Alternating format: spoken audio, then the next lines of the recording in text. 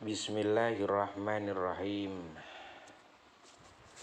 Kelanjutan dari keterangan kemarin masih dalam kitab Nashaikhud Diniyah. Hatta waroda singgo tumeka anhu saking Nabi Muhammad sallallahu alaihi wasallam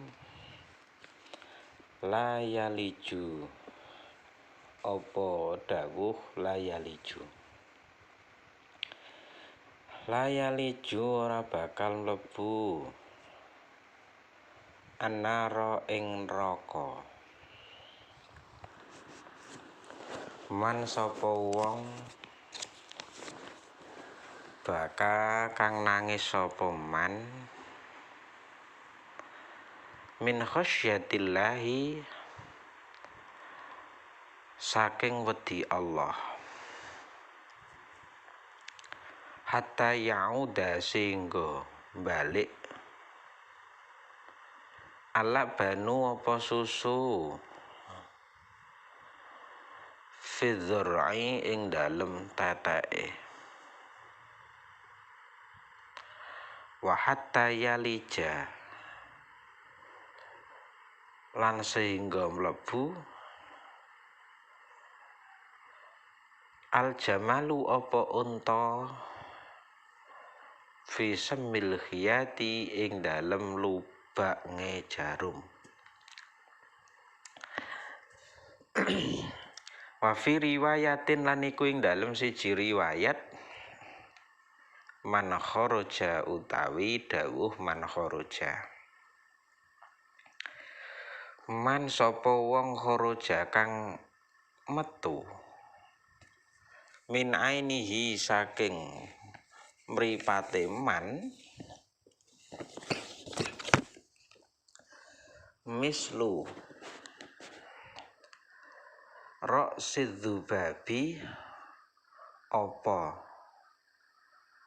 loh mata kang sagedene ndase laler min khasyatillahi saking wedi Allah. Jadi baginda Nabi dalam satu hadis menyatakan orang yang semasa hidupnya itu mudah nangis karena takut Allah. Orang yang semasa hidupnya senantiasa nangis karena takut Allah, maka orang tersebut tidak akan masuk neraka, tidak akan dijeburkan ke dalam geni neraka. Kecuali air susu yang sudah keluar dari teteknya bisa masuk kembali, atau unta yang begitu besar dapat masuk ke lubang jarum. Artinya apa? Artinya orang yang nangis ini memang begitu istimewa sampai gambarannya tidak mungkin. Nah, orang yang pernah nangis karena takut Allah, di masa matinya ia akan dibakar di api neraka gitu. Ada keterangan lain bahkan lebih minim lagi, man kharaja min ainihi mislu ra'sidzubabi min khasyatillah. Keterangan lain menyatakan bahwasanya tidak akan masuk neraka orang yang semasa hidupnya air dari matanya itu pernah keluar setetes air yang besarnya kira-kira sebesar kepala lalat. Air mata yang sebesar kepala lalat. Itu saja sudah menjadikan jalan baginya untuk lolos, untuk lari, untuk terbebas dari panasnya api neraka. Dari sini baginda Nabi sedang mengajari kepada kita umat Islam bahwasanya jalan menuju Allah itu sangatlah luas. Jalan menuju Allah itu sangatlah panjang dan lebar. kita coba jangan sekali-kali menjadi Tuhan yang memvonis, mudah mengkafirkan, mudah menerakakan saudara kaum muslimin. Karena apa? Baginda Nabi membuktikan keluasan maghfirah Allah, membuktikan tentang begitu besar rahmat Allah. Sampai-sampai orang yang semasa hidupnya pernah nangis, yang mana kedua matanya ini keluar air mata yang cuma sebesar kepala lalat, itu sudah menjadi sebuah tiket baginya untuk dapat lolos daripada panasnya api neraka. Ini pelajaran yang pertama. Pelajaran yang pertama, baginda Nabi hendak mendidik kepada kita agar kita termotivasi supaya kita itu jangan sekali-kali mudah menyerah akan begitu luas rahmat dan maghfirah Allah. Ketika kita berbuat salah, mari kita langsung perbaiki, mari kita langsung kembali kepada Allah dengan meminta ampun, dengan bertobat.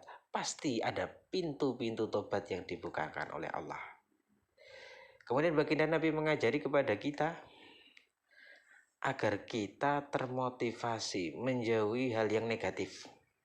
Kenapa? Kalau nangis yang mana mengeluarkan air mata sebesar kepala lalat saja bisa menjadi tiket lari dari neraka, maka bagaimana dengan ibadah-ibadah lain yang begitu besar, yang begitu mewah, yang begitu sulit untuk dijalankan? Pasti lebih menjadikan kita mempunyai banyak tiket untuk lari daripada neraka. Oleh karenanya di sini dikatakan tidak mungkinnya masuk neraka bagi mereka yang pernah nangis karena takut Allah, itu digambarkan kecuali jika memang air susu yang sudah pernah keluar dari tetek itu masuk kembali. Nah, tidak mungkin itu. Atau mungkin besarnya onta dapat masuk ke lubang jarum, dan nggak mungkin juga itu. Kemudian dilanjutkan, wakot sawa lan teman-teman madakno nyetara sapa Kanjeng Nabi baina dam'i dalam antarane Allah min khasyatillahi saking wedi Allah wa baina damilan ing dalam antarane getih yuhraku kang den sok apa getih fisabilillahi ing dalam dalane Allah. Karena begitu besar nilai daripada nangis karena takut Allah, sampai baginda Nabi menyetarakan kedudukan nangis karena Allah dengan kedudukan darah yang terpancar, yang keluar dari para mujahid-mujahid yang memperjuangkan Allah. Nilainya sama. Ketika mujahid mengeluarkan darah mereka, mengorbankan darah mereka, dalam tanda kutip mengorbankan nyawa mereka, maka bagi orang yang takut Allah dengan mengorbankan air matanya sudah mempunyai kedudukan yang sama. Wawarodalan tumeka lau anna bagian apa hadis lau anna bagian lamun setuhune wong kang nangis siji baka iku nangis sapa bagi fi ummatin ing dalem umat la rohima yakti bakal melasi la rohima yakti bakal melasi hum ing umat Allahu sapa Allah bibukaihi kelawan nangise bagi. Bahkan ada keterangan hadis lain di sini menyatakan lau anna bagian baka fi ummatin la rahimahumullah bibukai. Seandainya ada satu orang yang nangis karena takut Allah, maka sebenarnya orang ini adalah penyelamat.